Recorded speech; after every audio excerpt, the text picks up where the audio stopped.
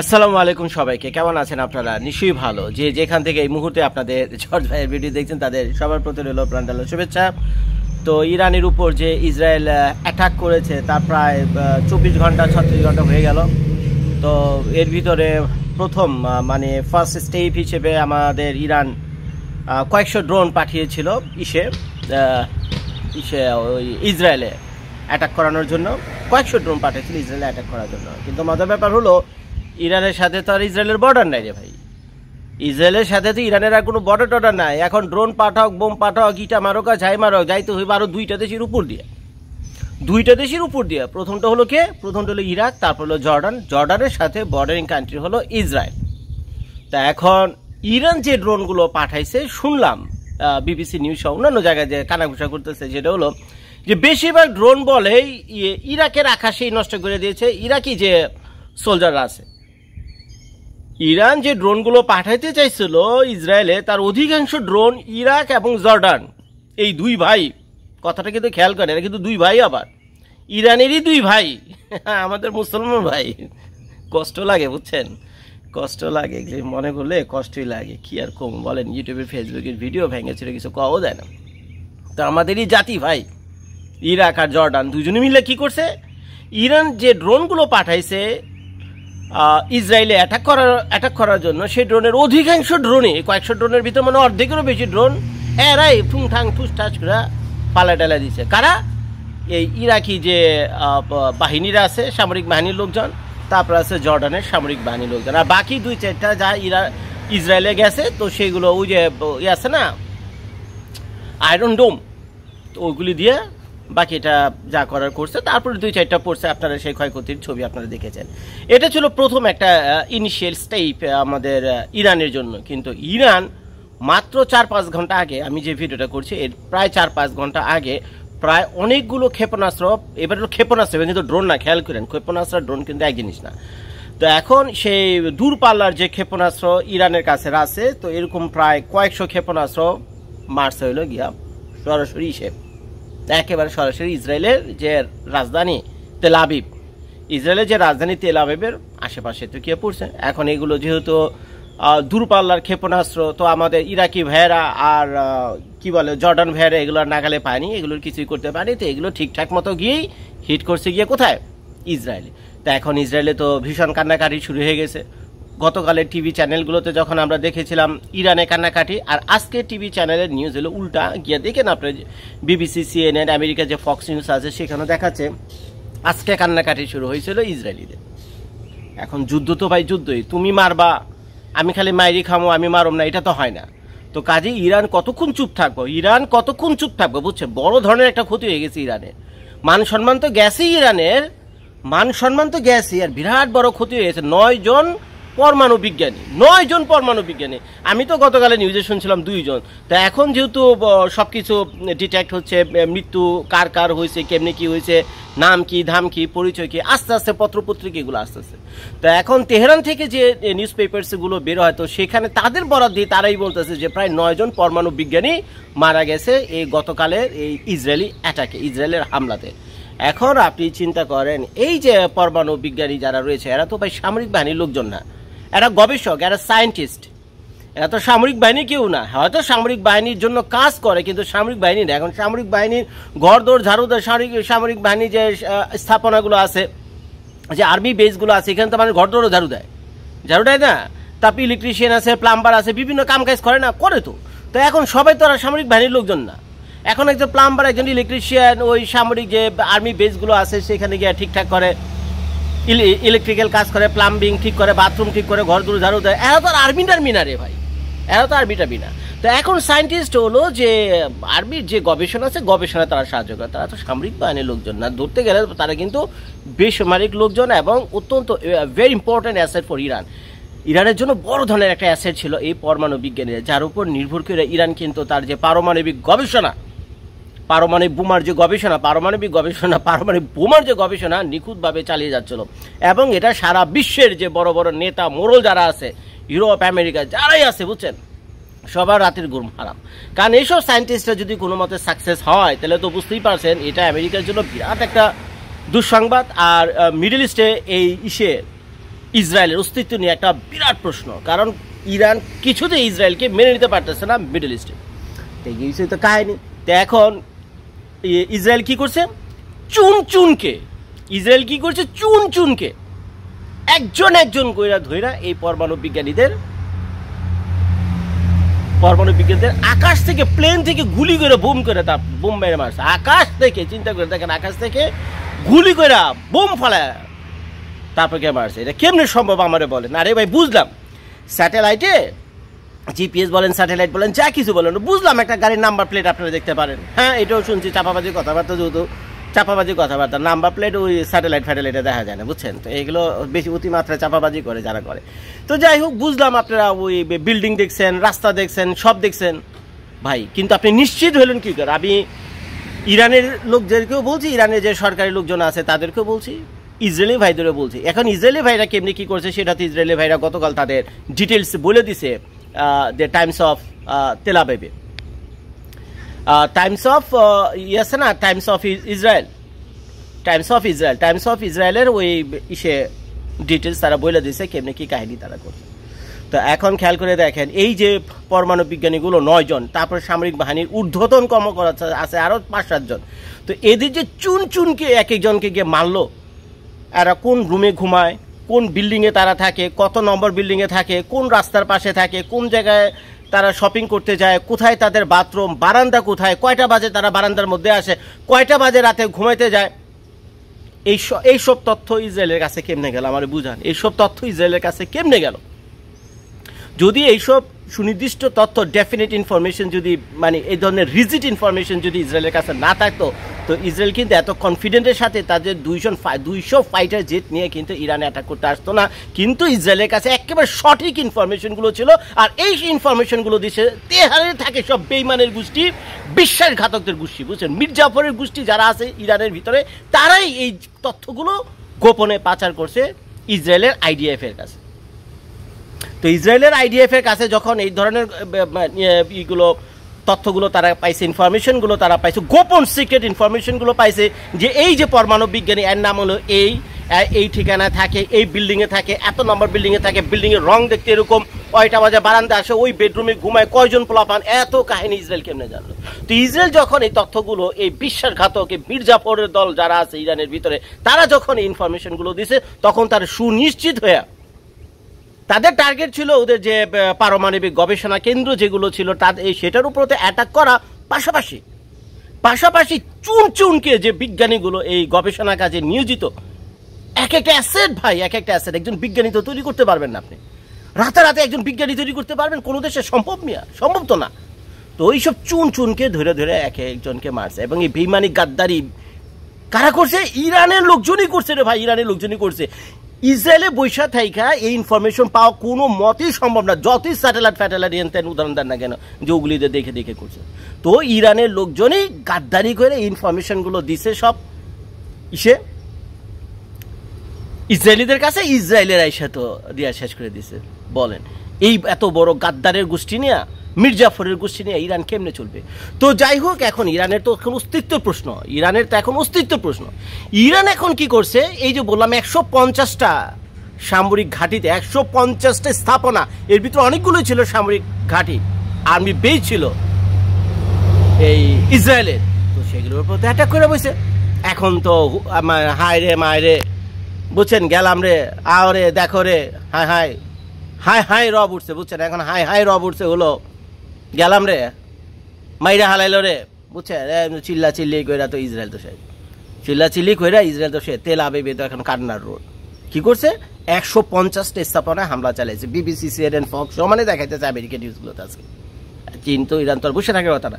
Iran আসলে মানে কি বলবো, ইরান যা বলছে ঠিকই বলছে, ইরানের কাছে শক্তি আছে, কিন্তু ইরানের শক্তি ডায়গ্রামের ভিতর থেকে ক্ষয় করে দিতেছিল বেইমান আর গাদ্দারের গোষ্ঠীরা, বুঝছেন? এই বেইমান আর গাদ্দারের গোষ্ঠীরা। তো যার ফলে ইরানের ভিতরকার যত খবর আছে, ইরানের যে সামরিক যত গোপন খবর আছে, বুঝছেন, এই সব পাচার হয়ে গেছে ওই আমেরিকানদের কাছে গিয়া আর হলে ইসরায়েলিদের কাছে গিয়া, বুঝতে পারছেন? তারপরে দুইজন মিলা লাগছে। এখন যদিও আমাদের মার্কো রুবিও সাহেব বলছে যে এই অ্যাটাকের ব্যাপারে আমরা কিছু জানি না, তোমরা ইসরায়েলের সাথে বুঝোগা, নেতানিয়াহুর সাথে বুঝোগা। যদিও এই কথা কেউ বিশ্বাস করবে না যে ইসরায়েল এইভাবে দুইটা দেশের উপর দিয়ে এসে ইরানে হামলা চালাইবো আর আমেরিকা কিছুই জানবে না, কিচ্ছু জানে না, এটা ভাই একটা বোকাচোদা, বিশ্বাস করবে না, এটা একটা বোকাচোদা, বিশ্বাস করবে না। তো যাই হোক, তারপরে মার্কো রুবিও বলছে যে ভাই আমি ভাই কিছু জানি না এগুলো, বুঝছেন। তো এই হলো কাহিনী। তো এখন একটা জিনিস খেয়াল করে দেন, সর্বশেষ যে নিউজ সেটা দেখলাম, ইরানের যে ওই যে রিপাবলিকান গার্ড আছে তার যে প্রধান, সামরিক বাহিনীর প্রধান আর কি, তো সে আইসা ওই ইরানের যে প্রধান সংবাদ যে বার্তা দেয় আর কি, দি টাইমস অফ তেহরান নাকি তেহরান নিউজ কিছু একটা আছে, তো সেইখানে আইসা বলতেছে, তো আর এখন প্ল্যান করতেছে ওই আমেরিকার যে বিমান ঘাঁটি আছে, নৌ ঘাঁটি আছে, প্লাস ফ্রান্স এবং যুক্তরাজ্যের ইউনাইটেড কিংডমের যে ঘাঁটিমাটি আছে সেখানে বলে তারা অ্যাটাক চালাইব, যদি না তারা বন্ধ করে, কি বন্ধ করে, ইসরায়েলকে সাপোর্ট করা বন্ধ না করে। এই খামাখা ফাও কথাটা বইলা ইরান আরেকটা নিজেদের বিপদ নিজেরে ডেকে আনলো। আর এটা হলো একটা পাতানো জাল, এটা একটা পাতানো জাল। তো এখন ভাই আমি তো মূর্খ সূর্খ মানুষ, এত কিছু বুঝি না, কিন্তু অন্তত এটুকু বুঝি এটা একটা পাতানো জাল। যেমন যে ভুলটা করছিল জাপান দ্বিতীয় বিশ্বযুদ্ধের সময় গিয়া, যে ভুলটা জাপান করছিল দ্বিতীয় বিশ্বযুদ্ধের একেবারে শেষের দিকে গিয়া 1943-1944 সালের দিকে গিয়া কি করলো, আইসা দুমধাম পার্ল হারবারে রাখা আমেরিকার একটা স্টেটের নাম হলো হুয়াই, জানেন তো, যেটাকে আপনার হাওয়াই বলেন, এরা তো বলে হুয়াই, তো যাই হোক হুয়াই হাওয়াই কিছু একটা হবে। তো ওইখানে এসে পার্ল হারবারে অ্যাটাক ফ্যাটাক করে 20-30টা তো আমেরিকার যে নৌবাহিনীর যে জাহাজগুলো ছিল, বুঝছেন, এয়ারক্রাফট ছিল, ডুবে ভেঙে চুরা মাইরা তো ফাটাফাটি করে তো শেষ। আমেরিকা কিন্তু দ্বিতীয় বিশ্বযুদ্ধে ইনভলভ হয়নি, আমেরিকা কিন্তু সরাসরি দ্বিতীয় বিশ্বযুদ্ধে ইনভলভ হয়নি। এই যখন নাকি জাপানে ভুল কামটা করছে, আমেরিকার এগিয়ে অ্যাটাক করছে, আমেরিকা তার পরের দিন সকালেই এই দ্বিতীয় বিশ্বযুদ্ধে এই পশ্চিমাদের সাথে এক হয়ে বিদ্রোহ ঘোষণা করে এবং প্রথম অ্যাটাকটি জাপান করে। ভাই 4 সপ্তাহ যায়নি, 2-3 মাসের ভিতরে, 2-3 মাসের ভিতরে ওই যে ফ্যাট বয়, শুনছেন তো, ফ্যাট বয়, ওই যে পারমাণবিক বোমা হিরোশিমাতে ফালাইছিল, 1 মাসও যায়নি, এক বোমা ফালাইছে, এক পারমাণবিক বোমা ফালাইছে জাপানের হিরোশিমাতে, যুদ্ধই খতম। জাপান বাপ বইলা পায়ে টায়ে ধৈরে টৈরা যে সেই জরিমানা আজ শোধ করতেছে। এই বিশ্বযুদ্ধে যে ক্ষয়ক্ষতি হয়েছে অন্যান্য দেশের, মিত্র দেশের, ইউরোপিয়ান আমেরিকানদের যে ক্ষয়ক্ষতি হয়েছে, এই জাপান আজও সেই ঋণ শোধ করে যেতেছে। কি আর কম দুঃখের কথা, সেই পাপের বোঝা আজও বহন করে যেতেছে। কি দরকার ছিল জাপানের গায়ে পড়ে গিয়ে পার্ল হারবারে অ্যাটাক করে আমেরিকানদের সাথে খোঁচাখুচি করে? আমেরিকানদের যুদ্ধ ছিল না, আমেরিকার কোনো এয়ারক্রাফট, কোনো যুদ্ধ বিমান, কোনো সোলজার দ্বিতীয় বিশ্বযুদ্ধ ছিল না পার্ল হারবারে অ্যাটাক হওয়ার আগ পর্যন্ত। এই সেম ভুলটা ইরান করতে চাইতেছে। কি রে ভাই, সমর্থন করা এক কথা, সরাসরি যুদ্ধে অংশগ্রহণ করা তারও ভয়ঙ্কর কথা। আপনার পাশের বাড়ির লোকের সাথে আপনার ঝগড়াঝাটি লাগছে, পাশের বাড়ির লোকজনের সাথে ঝগড়াঝাটি আছে, আমার কামান আছে, ট্যাঙ্ক আছে, বন্দুক আছে, পাওয়ার আছে, পয়সা আছে, কিন্তু আমি আপনাকে এগুলো তেমন কিছুই দেয়নি, কিছুই করিনি, টুকটাক হালকা পাতলা দিতে পারি, বাট সাপোর্ট করছে, হ্যাঁ ভাই তোমার সাথে যাও, হয়েছে অন্য হয়েছে, তুমি যাও, আছি তোমার সাথে, কিন্তু আমি তো যাইনি, এটা তো এক অর্থ। কিন্তু যখন আপনি যাইবেন, যখন আপনারা খোঁচাখুচি করবে, তখন তো আপনি সরাসরি গিয়া ওকে সাপোর্ট করবেন, আপনার উপরে আঘাত আনলে তো আপনি সরাসরি তার সাথে গিয়ে যোগ দেবেন, যে কি রে হালায় মারপিট লাগছে তোর সাথে, আমার লোকে জোলাজুলি করে গেলে লাগাও যুদ্ধ, আহদি কত ক্ষমতা আছে। এখন কেমনি কি বলেন, এখন এই যে আমেরিকার যে হুমকি দিল ইরান, যে আমেরিকার যে আছে, যে এয়ারক্রাফট আশেপাশে আছে, তো মিডল ইস্টের বিভিন্ন আশেপাশে বিভিন্ন জায়গায় আমেরিকার নৌবাহিনীর ঘাঁটি, বিমান বাহিনীর ঘাঁটি তো আছে আমেরিকা, জানেন তো, কাতারে আছে, তো সৌদি আরবে আছে, ইরাকে আছে কিনা জানি না, তবে সৌদি আরব এবং তারা কাতারে তো আছে, তো এই কাহিনীগুলো তো জানে, বলতেছে সেখানে গিয়ে অ্যাটাক করবে। এখন অ্যাটাক করলে এই সুযোগটা তো পুরোপুরি এখন আমেরিকা চাইলে তো নিতে পারে, যে কি রে তোর এত বড় সাহস, তুই আমার অ্যাটাক করবি। এখন ইরান না হয় ইসরায়েলের সাথে মারপিট করে টিকে যাবে, বছর এই ফাইট করতে সময় লাগবে, বা ওরে মারবে। এখন এই যে আমেরিকার সাথে চুলকেতে গেছে, ব্রিটিশদের সাথে চুলকেতে গেছে, ফ্রান্সের সাথে চুলকেতে গেছে, এরা যদি সব একযোগে লাগে, কি অবস্থাটা হইব? মেজাজটা খারাপ হয় না বলেন? এই বুদ্ধিগুলো কে দেয় ইরান রে, এই খোঁচাখুচি করা? সব তো ভাই পলিটিক্স বুঝতে হইব, এই যে খোঁচাখুচি করতে গেছে। এখন আমেরিকা যদি সরাসরি লাগে, কেমনে সামলাবেন বলেন তো? চাপা দিয়া তো যুদ্ধ চলে না, খামাখা ইরানে যে নিরীহ রিপাবলিকান গার্ড আছে, যে সেনাবাহিনীর লোকজন আছে, আর এই যে বিশ্বমায়িক লোকজন আছে, নিরীহ বিশ্বমায়িক লোক, যারা যুদ্ধ চায় না, বুঝছেন, এইগুলি গিয়ে মাঝখান থেকে এইগুলির সামনে দিয়ে এইগুলি গিয়ে এখন দেদারসে মরতে থাকবে গিয়ে। তো এর জন্য আমি বলতেছি, আপনি ইসরায়েলের সাথে যুদ্ধ করতেছেন, করেন না, করেন, যতদিন পারেন করেন, আমাদের পুরো সাপোর্ট আপনাদের সাথে আছে, দোয়া করি আপনাদের জন্য। কিন্তু এই যে ভুল সিদ্ধান্তগুলো নেন, ন্যারে মারবেন, ন্যারে কাটবেন, ন্যারে খোঁচান, ন্যারে কি এতগুলির খোঁচানোর দরকার কি রে ভাই আপনাদের? যেটার লগে আছেন সেটার লগে থাকেন না, করুক আমেরিকা, হাজার সাপোর্ট করুক না কেন। আমেরিকা তো সরাসরি যুদ্ধ বিমান না আপনাদের অ্যাটাক করেনি। আমি আমেরিকাতে থাকি, আমেরিকাকে সাপোর্ট করে বলতে, তাই না? পলিটিক্স আপনাদের বুঝতে হবে। আপনি একজনের সাথেই পেরে উঠে আপনার জন্য কঠিন হইতেছে। আপনি ব্রিটিশদের সাথে লাগতে যেতেছেন, আপনি আমেরিকানদের সাথে লাগতে যেতেছেন, ফ্রান্সের সাথে লাগতেছেন, ওরা কি আপনার চুম্বা দিবে? এইসব ভুল নীতির কারণে, ভুল সিদ্ধান্তের কারণে, ইমোশনের কারণে, বুঝছেন, আজকে আমাদের মুসলিম জাহানের রইল এই অবস্থা। ইরানের অবস্থা, ইরাকের অবস্থা দেখছেন না? সাদ্দাম হোসেনের তক্তা উল্টে গেছে। সাদ্দাম হোসেন ওই ক্ষমতা থাকার একদিন আগে বলছে আমরা হ্যান করে ফেলাম, ত্যান করে ফেলাম, উল্টে ফেলাম, হ্যান করে ফেলাম, ত্যান করে ফেলাম। পরে 24 ঘন্টা জানি দেখি তক্তা উল্টে গেছে, বেটা পলাই গেছে। সাধারণ মানুষজনকে বিপদের মধ্যে ফেলা থেকে বেটা গেছে পলায়া। তো এইসব চাপাবাজি দিয়ে যুদ্ধ চলে না, বুঝছেন? আপনারা যারা ভিডিওটা দেখছেন আমার গাইলেন না, বুঝছেন, গাইলেন না, জিদ্দে আমি এই কথাগুলো বলতেছি, কারণ আমরা লাভ লস বুঝি, আমরা লাভ লস বুঝি। যুদ্ধে মানুষ যায় জেতার জন্য, মরার জন্য নয়। মনে রাখবেন আপনার এই কথাটা। যুদ্ধে যে সেনাবাহিনীর লোকজন যায়, সোলজাররা যায়, সাধারণ মানুষের সাপোর্ট করে যুদ্ধের জন্য, মরার জন্য না, জেতার জন্য। আর আপনি তো যাইতেছেন মরতে লেগে, যে ইসরায়েলের সাথে ঝামেলা লাগাইছেন, এটাই শেষ করেন না। তারপরে বুঝুন নে ওই ফ্রান্স কি, ব্রিটিশ কি, ব্রিটেন কি, আর আমেরিকা কি। আরেকটা কথা ভাই, ইরানের সরকারকে বলি, আচ্ছা মিডল ইস্টে যে সমস্যা আছে, আপনাদের যে সমস্যা, সেই সমস্যা তো ইরাকের সাথে ছিল, সৌদি আরবের ছিল, তারপরে কাতারের সাথে ছিল, জর্ডানের সাথে ছিল, আরও কত দেশে ছিল। কই সব দেশের সাথে তো আমেরিকার এত সুন্দর সম্পর্ক, আপনার সাথে নাই কিনে। হ্যাঁ, সমস্যা হলো যে পারমাণবিক বোমা, আপনারা পারমাণবিক বোমা বানাবেন, আমেরিকানরা এটা বাধা দিয়েছে, পশ্চিমেরা বাধা দিয়েছে। আরে ভাই, পারমাণবিক বোমা তো ইসের কাছে নাই, সৌদি আরবের কাছে নাই, কাতারের কাছে নাই, ইউনাইটেড আরব আমিরাতের কাছে নাই, জর্ডানের কাছে নাই, মিশরের কাছে নাই। তো কি দরকার ঘোড়ার ডিম এই ঝামেলা করে আপনারা নিজেদের বিপদ নিজেদের ডেকে আনা, যেখানে সৌদি আরব, কাতার, দুবাই, জর্ডান, এদের কোনো মিশর, এদের কোনো সমস্যা হচ্ছে না। আপনার কেন তো চুলকানি শুরু হয়েছে এই পারমাণবিক বোমা মানে না? বাদ দেন, পশ্চিমারা যা বলে মেনে নেয়, সৌদি আরব যারা আছে সবাই তো মেনে নিচ্ছে। তো যান, মিলেমিশে থাকেন, দেশকে ডেভেলপ করেন, তারপর পরটা পরে বুঝুন না, আগে খাইয়া তো বাঁচেন।